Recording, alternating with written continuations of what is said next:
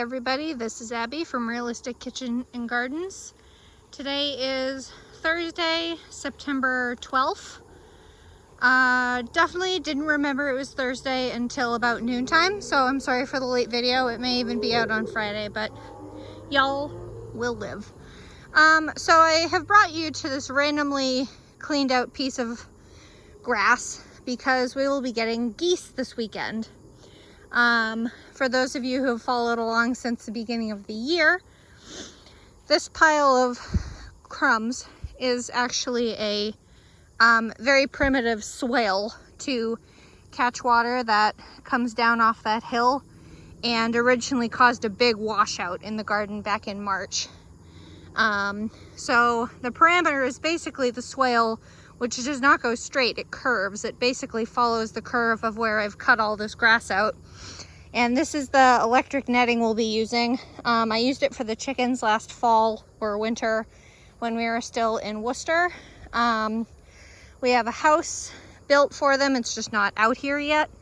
But basically we're getting 6 pilgrim geese. They're about 6 months old. I'm gonna be getting 5 hens and 1 gander. I wanted 2 ganders, but it is what it is. But this is just mown down so that they don't have to push through tall grass. So I'll put a photo up on Facebook when this is all assembled, and we probably won't be getting back with them until late on Sunday. So, and now of course my throat's dry from all the dry grass I kicked up. So anyway, on to the garden tour. I guess that's part of the property tour. Ohio Zone 6A, first estimated frost date is October, I think it's 10th or 13th, something like that. So we're getting there fast. We're still in drought. I still meant to remove those before I started recording, but I forgot because pregnancy brain. Pregnancy brain. We had a little bit of rain a couple weeks ago, or last week rather, sorry. But it was about, I don't know, 0.4 inches, a little more than a third. It wasn't enough. It wasn't enough, and it won't be enough for a long time because this has been such a hot drought. Not only has it been a drought, it's been so blisteringly hot. So anyway, row A, Lincoln shelling peas, miserable from the heat. I also haven't been down to the garden in a few days. We've been having a lot of stuff going on at the house. So these are jade Brussels sprouts, looking pretty good. This shade cloth will one day stay in place, but apparently today is not that day. And then I have a dead cabbage, or a dead Brussels rather. Don't jump on my foot, spider. I don't really care about the spiders in the garden. They usually just run away from me, but sometimes they'll accidentally jump on my foot and I don't appreciate it. They're just trying to escape. Cabbages, these are tiara. I have 6, tiara cabbages.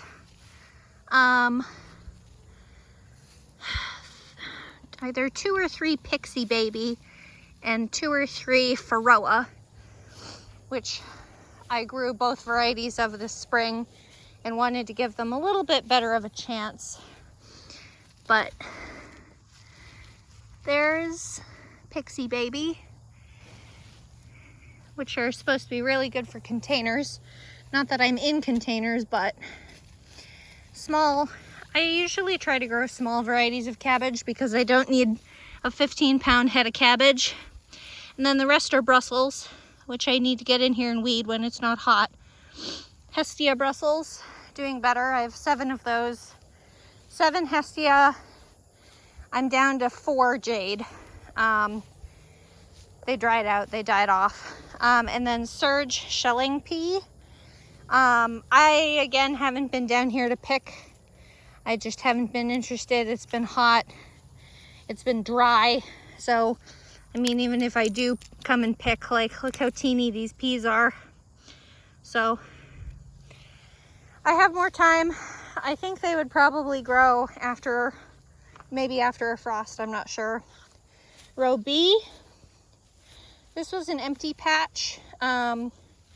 Just naturally how things hashed out, and I did put in the lettuce. I just haven't watered in a couple days. Again, I haven't been down to the garden for a couple days, so these are all violets coming up. It's amazing how difficult they are to get out when you want them gone. This is very well pinned down. This is, what's the name of this variety? Blue ribbon broccoli, hybrid from Gurney's, heading type. Doing pretty good. I was behind in putting these guys out. They really should have been out here in, I think, if I remember correctly, July. I don't think I got them out here until either the beginning of this month, September, or got them out in August, one or the other. That's more blue ribbon. That might be bravado. I have 3 bravado broccoli. I think that's a cauliflower based on the shape of the leaf. But my tags are in funny places. No, that might be bravado. Get you out here a little more, keep you there. No, that won't actually help me. I don't know. Cricket. Yeah, that was bravado broccoli. So it's a more heirloom style heading broccoli. It's not nearly as large as what blue ribbon promises to get. Sorry, it's hot. I'm 7 months pregnant, so flexibility is not my forte nowadays, or stamina for that matter. Okay, this is the sprouting broccoli.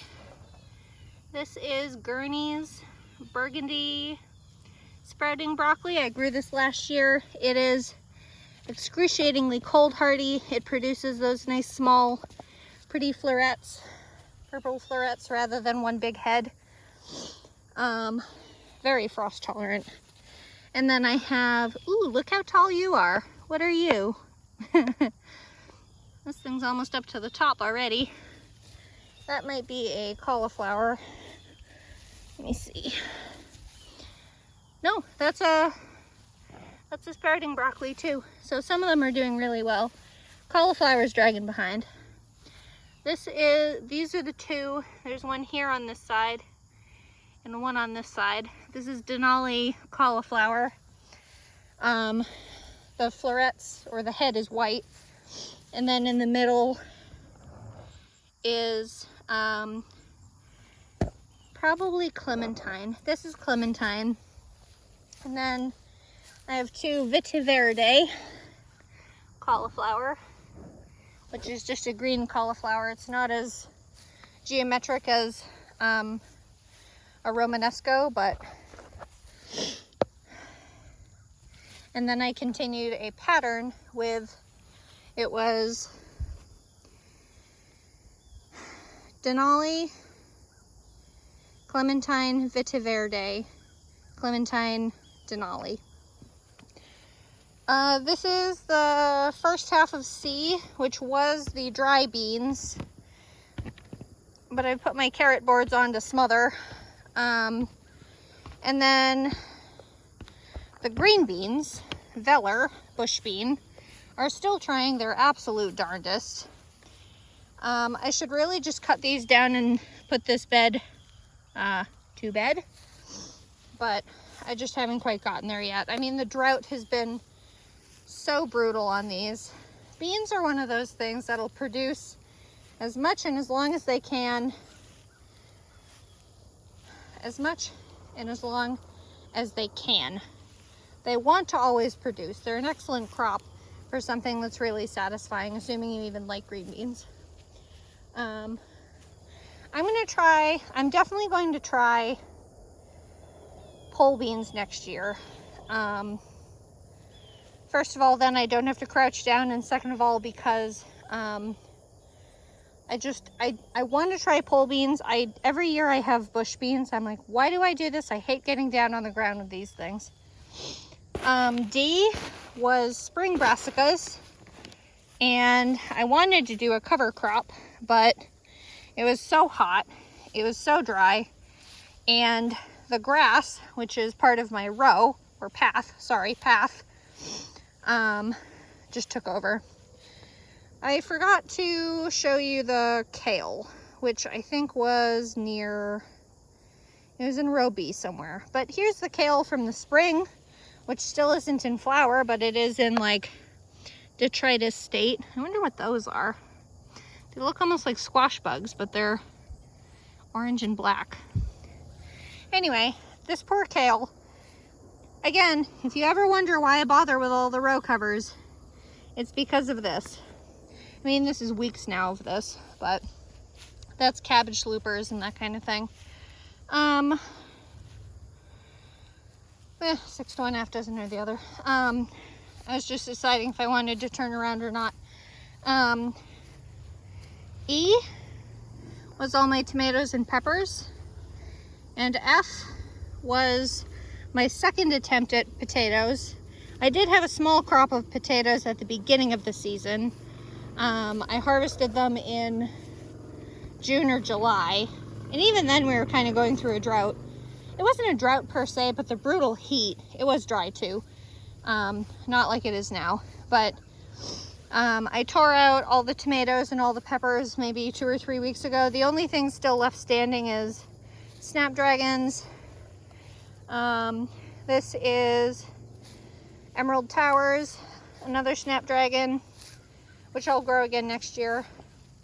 One little tiny French dwarf marigold, one of my favorites, companions. They're not super fragrant, but they're cute. Mrs. Burns lemon basil and classic catnip, mostly for the pollinators. We are in row, what letter is that? G. This is the half that was the spring carrots. I'm attempting to smother this in order to do overwintering onions in October. Here is one shallot that made it from seeding in January, transplanting out in May.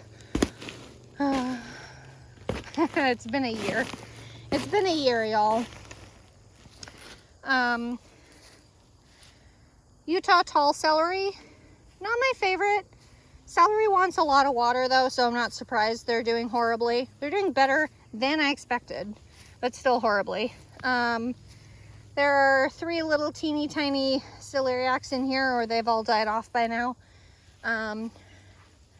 They should have been ready to harvest by now, but I mean, it's been so dry. And the ground, I think, has been really too compact for them too. So they didn't do anything. Rio Grande Verde tomatillos. They're done. They had started putting out a really nice second crop, and then they did this. Really, at the time they really started pushing the drought. I don't know if a drought has X amount of weeks with X amount of inches of rain or what, but these are dead. They've dropped their fruits. The leaves are dying. I need to cut them at the base or pull them out, one or the other, and pick up the fruit so I don't have volunteers next year. Because tomatillos are very seedy, and they're in the ground cherry family. So if you know anyone or have grown ground cherries, you know you can never get rid of them. Okra, I should really pull out. Orange Jing. This did okay once it got going. I tried seeding it indoors and it just died. And I direct sowed it at 3 different times. That was the oldest one. And it's dropped all its leaves now too, of course. Drought, disease, who knows. This was cucumbers. I need to put this bed, I need to button up this bed so it doesn't, I mean, you can barely see the path now. I can see it a little better in person, but the grass is crawling back over it. Cucumbers did really well this year. Max Pack was a good one. I'll definitely grow them again, but not next year. And then this was where the 3 spineless zucchini were, but I've pulled them out since. They were getting really bad powdery mildew, and let's be frank, the time is up.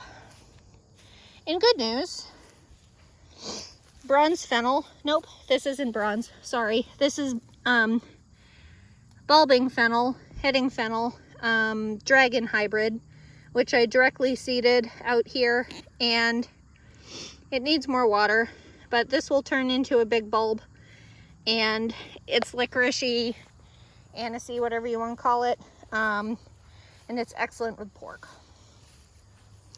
Empty spot. This was a watermelon that never took off because I never weeded it, watered it, or cared for it. And then this watermelon is also here. It's curling up because it's so dang dry, and I'm not going to water it because it ain't going to make it. We don't even have a month before the frost comes. The last Lady Godiva pumpkin, which will probably be ready in another, I don't know, week or two maybe. It was much more green the last time we saw it, so that's ripening well. And this might very well be one of the biggest ones. Maybe. I think the biggest one right now was 6 pounds. But that's the only... No, that's not true. There is one more Lady Godiva plant over here, and it has a fruit on it, but it's terminating, or has blossom and drought, one or the other. Yeah, that's about it for that. Little Ladybirds Cosmos, I should have planted these earlier in the season. I got them out kind of late. They're a hot season crop that you can plant late. Look at that, look at their seeds. Aren't their seeds so weird and fun? Night Shift Acorn Squash. This was one of the vines. I think there are either 2 or 4 of them. But Night Shift did really well. I only got about 7 or 9 fruit, but they're good sized fruit, and that'll probably last us through the winter with all the, you can see all the climbing honey nuts out here.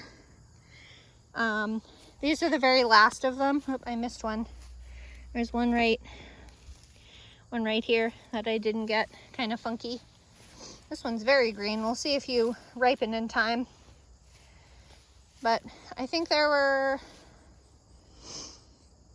somewhere between 6 and 9 that I wanted to finish ripening, because I want them more like that than like this with all the green on them.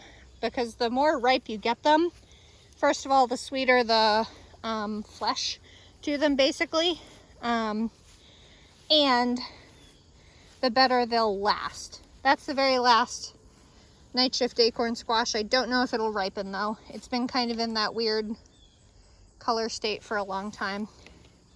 This was originally supposed to be parsnips, this very specific spot of cardboard in the row. That's the path, but in the row. But every single parsnip did not make it. I didn't do the carrot board method at the time, so they just never germinated. Meanwhile, the carrots are doing pretty well. This side's obviously much more dry. Maybe compacted too. I mean, look how small these plants are. It could very well just be dry though. I mean, all these seeds were seeded at the exact same time. But this side could also have just better water retention or whatever from shade in the morning, or pick a thing. These are Bolero carrots. Oh shoot, there's 2 there. I thought I thinned these. Well, I really should pull one out. Bolero carrots are a Nantes type. They're nice, stocky, kind of drilling type. They have that nice blunt tip to them. And they're supposed to be good for clay soil. I did try to loosen up the soil before I planted in here by mixing, excuse me, it was either 3 or 4 bags of sand and then tilling it in. But there's 4 rows in the 30 feet. So if every single one of these had germinated, it would be 350. But I know not all of them germinated. And honestly, I'm really impressed with how well they are doing. I haven't watered them in ages. I just haven't had the energy. It's been hot. This is the time of day I usually try to come out here and do work. But I've been canning so much, I've been plumb out of energy before 3 o'clock. And then after supper, I'm just ready to sit and veg or read or whatever. So anyway, that's the garden in mid-September. And yeah, that's about it. If you like this kind of stuff, please like, comment, and subscribe for more. And I mentioned canning. If you want to see my usual daily shenanigans, make sure to follow my Facebook page, Realistic Kitchen and Gardens. I post at least daily, if not multiple times a day. All right, thanks. Bye.